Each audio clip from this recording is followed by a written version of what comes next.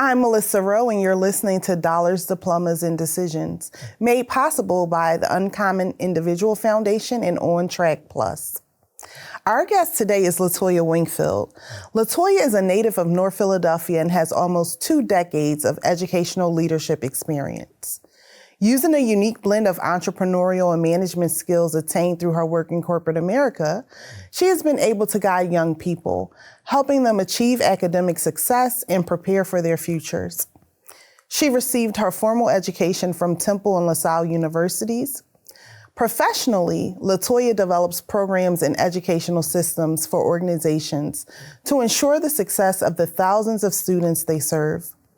LaToya is most proud to be mother of 3 sons. LaToya. Hi, friend. Hi. We are so happy to have you with us today. Thank you for joining this conversation. Thank you for having me. So, LaToya, we've met some years ago, but professionally, you were serving as director of Temple University's Upward Bound and Math Science Upward Bound program. In your time there, I know that you've implemented a lot of innovative programming and activities for students to prepare them for college degree attainment. Before you talk to us about what you did, can you talk to us a little bit about the gaps or the needs that students were coming in with? Sure. So what I knew coming into this role was that only 4% of Black males were graduating college that lived in the city of Philadelphia. So what I knew is that they didn't have support, they didn't have information, and there was a lot of knowledge that needed to be filled. And so my goal coming into the role at Temple's Upward Bound programs were to really be able to fill those gaps with that knowledge and to give them supports, and also to create a really safe space for students to be able to learn this college access process. So with all of that, that sounds really heavy, right?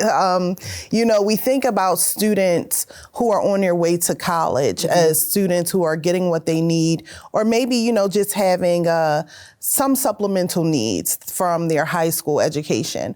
But when you talk about 4% of Black boys actually making it through the Philadelphia public school system to actually attain a college degree, that sounds heavy.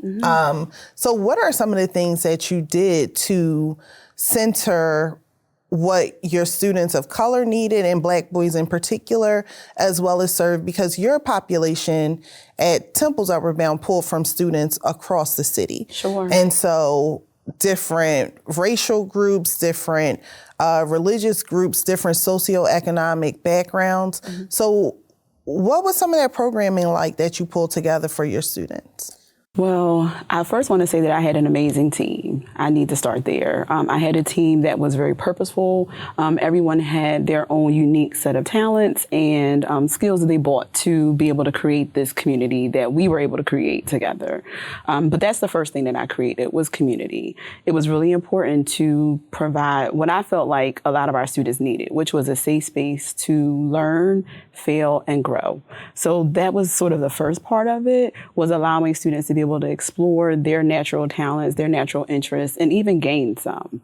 The other thing that I did was I really put the power of educational attainment into the hands of our students. And again, sounds pretty heavy, but what that means is I taught them to be informed consumers of the college attainment process. I'm an MBA by trade, so I bring a lot of that skill set into most of the work that I do. And so what I did was I taught students to think about, okay, if you just the same way that you think about the Jordans you may want to buy, or, how do you decide which hoodie you're going to pick out? Is it quality, that you're getting? What's the value of what you're going to purchase? I taught them to think about college in that way. And I also taught them to be entrepreneurs. So some of our students really learn how to develop marketing plans, how to be entrepreneurs, even start their own businesses, so that they learn how to market themselves. They learn how to do pitch competitions. They learn how to just talk about themselves and what they wanted to do with their lives. So when they got to the point of needing to do interviews or think about creating portfolios for college, those skills felt organic to them because they had been practicing them for 3-4 years. But I also really wanted to make sure that I gave them the life and the social skills that they would need to feel safe at college. The final thing that I'm most proud of is our ability to really curate a dual enrollment program for those students that really made college practical for them, because they were actually experiencing college as high school students. And so it really demystified college for them. They were like, wait, I can handle this workload. I can talk to my professors. They learn how to advocate for themselves. They learn to ask for help, though. And tutoring became a really big part of some of the supplemental supports that they had that I knew would make them ultimately successful. Yeah, that's that's a lot too, just thinking about all of those components. So if we were to break it down for listeners, some of the things you said was build community, have your kids in safe spaces where they're not afraid to fail, but they could try. You also said that dual enrollment. Yes. So practicing college before you get to college is huge. But in addition to dual enrollment or to the practicing of college, we know that dual enrollment also helps students earn those college credits. That's right. To cut some of that cost before they actually get into their bachelor's degree. And then you also said tutoring. Yeah. And so I remember, you had a whole team of tutors, tutoring students from everything from algebra to physics. And so it's not just interesting, it's commendable how much the students were able to get from that program. And so my question is, if I'm a parent listening to this conversation right now, and we don't know where we can find a robust college prep program like that, what would you suggest a parent do to help their student? What are some of the things that they might be able to do from wherever they're positioned right now? Sure. So there's a bunch of free resources. One of those is All This Math. This is run by Akil Parker, and he is a math educator specifically. He's taught for many years in the city of Philadelphia. He's also a college professor at Cheney University. He is my son's math tutor, but he's been a part of my family and community for maybe over a decade now. He started with tutoring my bonus son. And he has this website called All This Math, where he posts videos essentially covering all types of math topics from, again, like pre-algebra all the way through like SAT and upper level math. So I'm mentioning him to say that there's a bunch of free resources that you can use. There's IXL, there's Khan Academy. Khan Academy is actually one of my favorites because when it comes to practicing for the SATs or ACTs, it's adaptive, as is IXL. And so what that means is that if your child is practicing a subject, it could be grammar questions, it's going to give you questions that are going to speak to your child's level. But I think the other thing is really asking questions. Ask questions of the counseling staff at the school. Ask questions of your favorite teacher. Ask questions of people in your family who've been to college if you have not been to college. What I do is I post on social media, on LinkedIn and also Facebook, something that I call College Access Tip Tuesday, where I'm just giving some of the free information that we've learned. And again, really trying to demystify the college access process. There's so many things that change in this field on a given day. And it really takes a lot to be committed to this, like committed to the knowledge of it, committed to understanding it. Find your free resources. And then it doesn't mean that when you talk to that cousin who maybe went to Temple and now is an engineer, that your child has to do that and follow that path, step by step. But it is good to talk to them and see what they went through, what their grades were like in high school, what types of activities that they did. Because the reality is, it's not just about what you're doing in the classroom. It's also about what you're doing outside of the classroom. You need to be a well-rounded and robust, student to have a college access portfolio, right? And I hate to use that term because it sounds like, well, a child having a portfolio, but that's really what it is, right? You need to be active in your community. So that means volunteering and doing community service. You need to be thinking about activities, and not just playing basketball. We have to do more than play basketball. It could be art. Like, you can be an artist. You can be part of a coding club. You can actually be a tutor, right? That counts for two things. First of all, it shows leadership skills. And then it also is a way that you're volunteering. So think about all of the things that you're doing in a day and how that's going to align with the colleges that you're thinking about, because there's a school for everyone. And there is a school that's going to fully fund you for everyone. And that's really about the best way to think about getting into college as a parent. Think about how your child is developing and what is a school that's going to fit their path, because that's where they're going to get probably the most financial support. That's excellent advice. And I'm really glad that you talked a little bit about all of the different things that could possibly... Because there's so many, right? Which we know, because everybody says, just go get good grades and that's going to get you into college. And that's not it. There's so many people who have 5.0 GPAs, and have, 1,600 SAT scores. And they're not getting into their top schools. Right. And why is that? Because they really just focused on being bookworms and not being well-rounded, robust human beings, right? Colleges do want a diverse pool. They're going to take some of those students. Let's not, I don't want to say that. Please parents don't think that those things are not important, but that's not the end all be all. They do reserve spaces for other students who bring a fuller, I would say, swath of experience to the college campus. For sure. My follow-up question to that, though, when parents and students are thinking about building out their college resume, outside of the things that they can do, the activities they can participate in, were there any similarities in character traits or values that showed up in your top students? I've had so many tops, and I'm so happy to be able to brag and say that. Like, I've had so many students who would be considered like top students, right? But I would say that those students were intrinsically motivated in some cases. I think that a lot of them were naturally curious, and I think what ultimately landed them in the schools that they chose is that they put themselves on a path where they can kind of monetize their interests. And again, it goes back to the fact that we talked about college as this kind of consumable product. And so they knew, like, hey, which college is going to put me in the right space where I can get into my career field, become employed, or if I want to be an entrepreneur, give me the foundational skills that I'm going to need to be successful.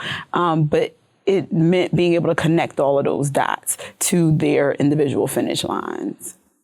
LaToya, because you've had so many good students, and I know this from working with you and in the programming, helping students. So some of your students have gone on to land some of the most coveted scholarships in the U.S. They are in some of the top colleges and universities.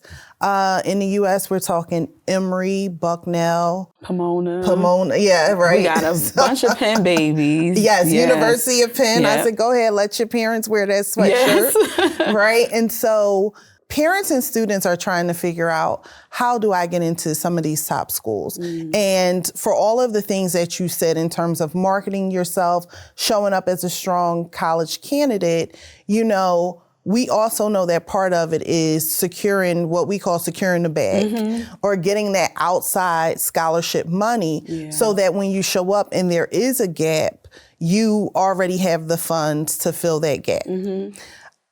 Because of our effort towards scholarship attainment with the students, a lot of students were showing up with scholarships to close the gap. And then we discovered this practice in higher ed, which is referred to as, not in higher ed, but more generally is referred to as scholarship displacement. Yeah.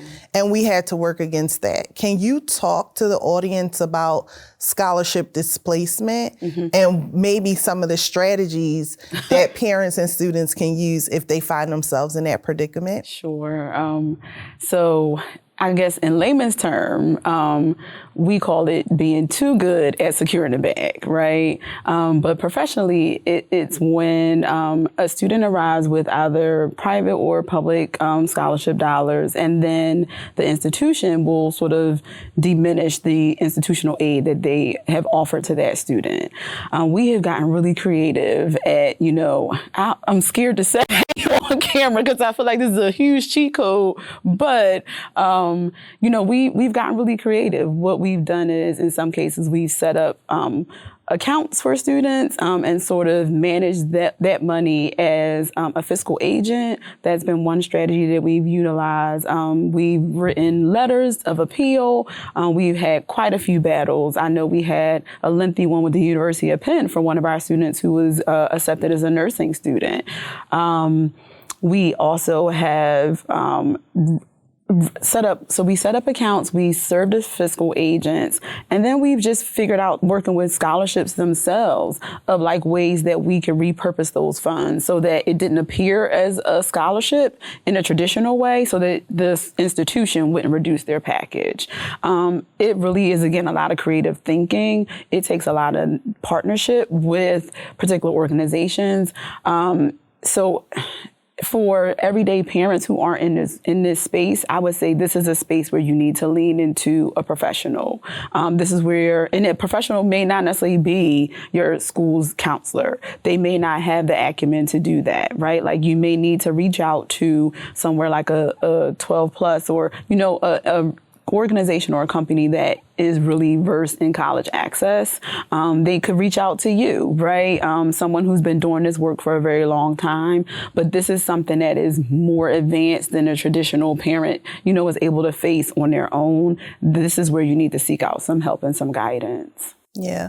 And I would say the tip that I would add to that is, you can call colleges and universities and find out what their policy is.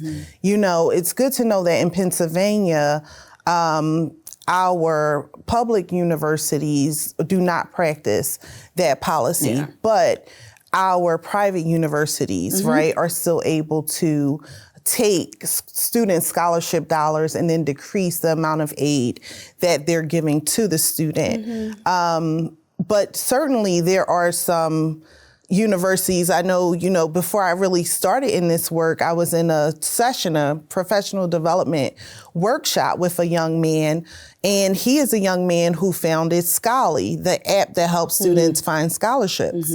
And he had won over $1 million in scholarships for himself as a high school senior. And so one of the things that he did before he chose the college that he would attend is he said, hey, what's going to happen to my money? That's right. So he kind of interviewed them, and he landed on Drexel because, at least at the time, Drexel University did not participate in scholarship displacement. And so his excess funds were actually cashed out to him. In the form of a refund. And so that's one of the things that parents and students can do. So we are here to say, don't leave the bag on the table. No, never. But just you got to fight for it. That's though. right. Creatively, you do. Yes. And I think that's a perfect example, though, is like, that work that he put in also helped him secure financial freedom for his future beyond college, Absolutely. right? So he came out of this space with a nest egg, essentially, right? On top of being an entrepreneur, he was able to say, I'm able to take this money. I hope he bought some real estate and did some other stuff with it too. But that's really it. I think that also highlights the importance of doing that work to obtain those private scholarships. Like, we encourage our students to do so much. It's a good problem to have. So I don't want to make it seem like it's a negative practice. Well, the practice of displacement is a negative practice, but the work that a student puts in to get those private scholarships is not a negative practice. It is a practice that students should be practicing and thinking about, and you don't have to wait till high school. I think that's the other thing, is that you really can start getting, scholarships or support prior to, like all of those competitions or art shows, those gift certificates and savings bonds. Do they still give savings bonds? I think so. Okay.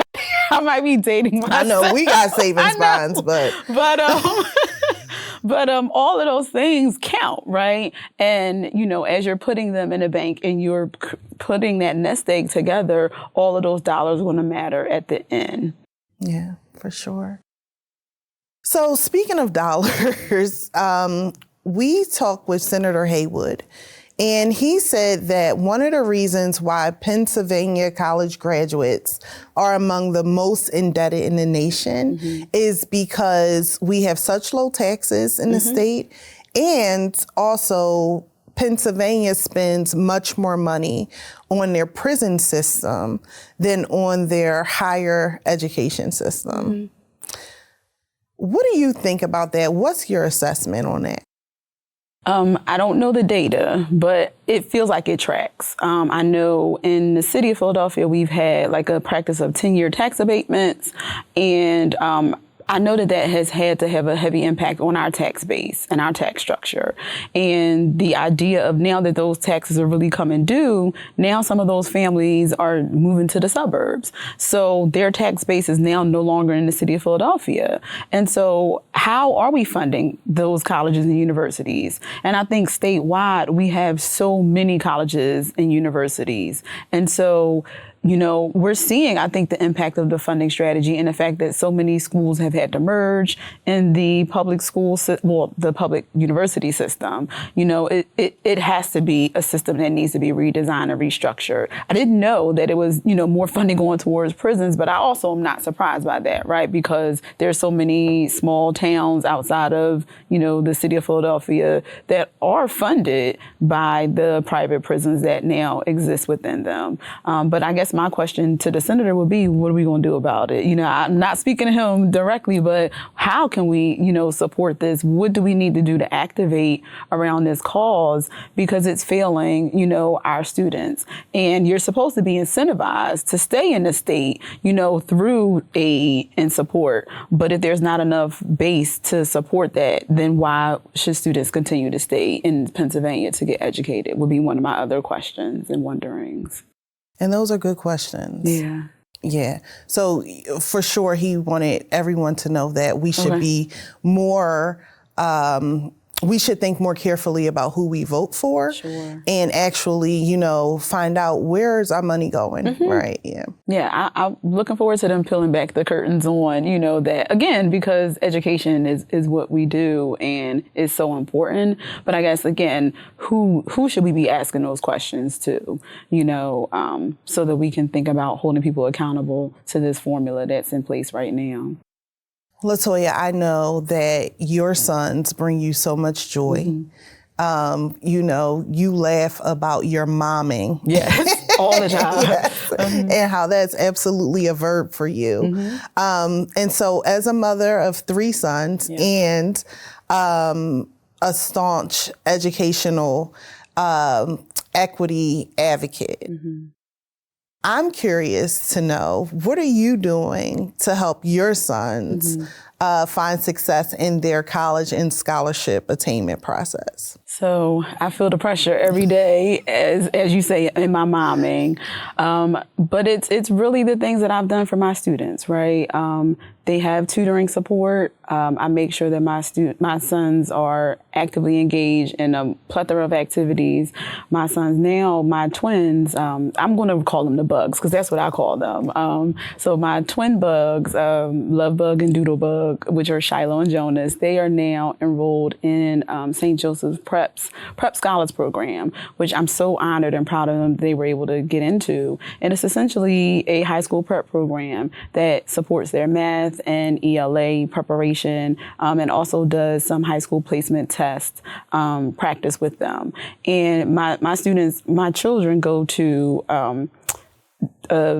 independent Catholic school. So I just want to say that too. Like, my children are not in public school. And so they're on a track to remain in the private school system. And so that's why the tests that I'm speaking of are more geared towards the private school system. So the high school placement test is what I'm speaking of. So they do that. They are engaged in, physical activities as well. They're swimmers, and I'm trying to get them excited about being golfers. They're not there yet. They play a little bit of soccer. So we're just trying to find like our athletic niche right now. And then, just really trying to increase their writing. They participate in some competitions. We haven't started the scholarship piece just yet. We have a little bit of time. I'm going to give them till their sophomore year, and then I'm turning them loose to you. The honest answer is I'm turning them loose to Auntie Melissa. I'm ready. and Auntie Melissa is going to get them all the scholarships that they need. They're going to be, but I need to make sure that they're the type of writers that you need them to be when I turn them loose to you. But it's really a lot of that. It is a lot of consistent practice. We use IXL at home. We're just really doing a lot of HSPT, so math prep specifically. And I think that this is something that tracks, right? Math is super important as it relates to how students get placed into high school and also how they get placed into college. So math in college specifically is one of those markers that they use of persistence. So the statistic, I believe, is if a student fails their initial college entry math course twice, that student is more than likely not going to persist through college. Believe that that's the stat. But when it looks like on the high school side, is that students who are not algebra ready going into high school typically are not able to get into the magnet or special placement schools. And I'm speaking again specifically around Philadelphia and what our process is. It could be a little bit different in suburban communities, but that's sort of the model they follow in Philadelphia. So I want to say that it's really important to spend that extra time with mathematics for our students, because it really becomes a determinant as far as, schools and things are thinking of how you get placed and what your trajectory ultimately can be. It's good to know. Yeah. Good to hear. Do you have any other tips for parents preparing students for college? Anything that we didn't cover in this conversation? So I do think it's important if you can find a college access program to get that additional support for your child. I think that's super important. If you are not us, right? Like, this is what we do. This is what we know. But even ourselves as the professionals in this space have peers. Like I said, I'm turning them over to you. Candace Powell is another person, who I look to as an expert. I would say find those social media groups. Via LinkedIn is a really great source and resource for college access groups and pages that you can follow and just get tips. Information and knowledge is free. There's books that you can find in the library, online, Amazon, that speak specifically around how to get to college. I think that there is not enough of a space, though, that talks about what this looks like for students who are under-resourced, who are first generation, who are Black and brown. I think that you and I have specifically tried to penetrate and bring more of a voice to the ills that college access can be for our community, but I would love to see more of that. I do want to say that out loud. But there's, again, so many free resources that are out there. I feel like I just want to repeat, like Khan Academy is a really good source for high school placement. I think another thing that I want to say is it's really important to find a advocate in your school space. And what I mean by that is like a teacher who really is going to be a support for you and for your child, right? Because we didn't talk about the college application process, but you're going to need referral letters. And, what we see happen all the time is a student shows up to a teacher that he may have gotten an A or B in that class from, but their teacher doesn't really know them. And it's reflective in those letters that are written. So I think it's really important to encourage our students to identify an adult who's going to be an advocate for them throughout their high school process. And it's going to help them be more successful in college. Yeah. As you were talking, I was thinking about the fact that our children will not be first generation to college. No. And so, we have degrees and we know how to get students through the process, but there is another thing that comes up a lot, and it's like how our kids are treated when they get to college or in college campuses. And so is there anything that you want to offer in terms of helping students and students of color find community on the college campus? Sure. Well, so I think that that's a part of the fit conversation that we don't talk enough about. And it really is, it can be deep, right? Like you have a daughter, I have all boys, but one of the things that I tell my female students is you have to also think about the laws governing the schools that you're thinking about, because what if the worst case scenario happens? What's your safety plan? We don't talk enough about the safety of colleges and universities for our students. It's okay for you to pull the crime statistics of that university, know what the burglar rate is or the crime rate is in terms of robbery, because college students are often victims of those like petty crimes such as theft, right? What is the murder rate, right? What is the rate of people of color being pulled over, in terms of by the cops? Like those things are statistics that are available. There's a website, and it's escaping me right now, but there is a website that's run publicly for those types of crime statistics that I always encourage people. I post about that in some of my tips, to pull those statistics. I think the other thing is you have to get to the campus. Like what you see on, the internet is not enough. You really have to go and explore those spaces. One of the things that I remember is being able to take my twins, my love bug and my doodle bug, to Princeton on one of our tours. They're convinced they're going to Princeton. I can't tell them anything other than Princeton, and then my youngest son, my little lightning bug, he's been to Temple so many times with us. And then, he's had the opportunity to go to other campuses with me. He's been to Drexel, he's been to Penn. So he's confused. He doesn't know where he's going. So the twins have just told him he's coming to Princeton with them too. But the reality is because they went and they had such an amazing experience. They were treated so well. I remember the lady who ran a cafeteria catered to them that entire time. And she just really made them feel safe in community.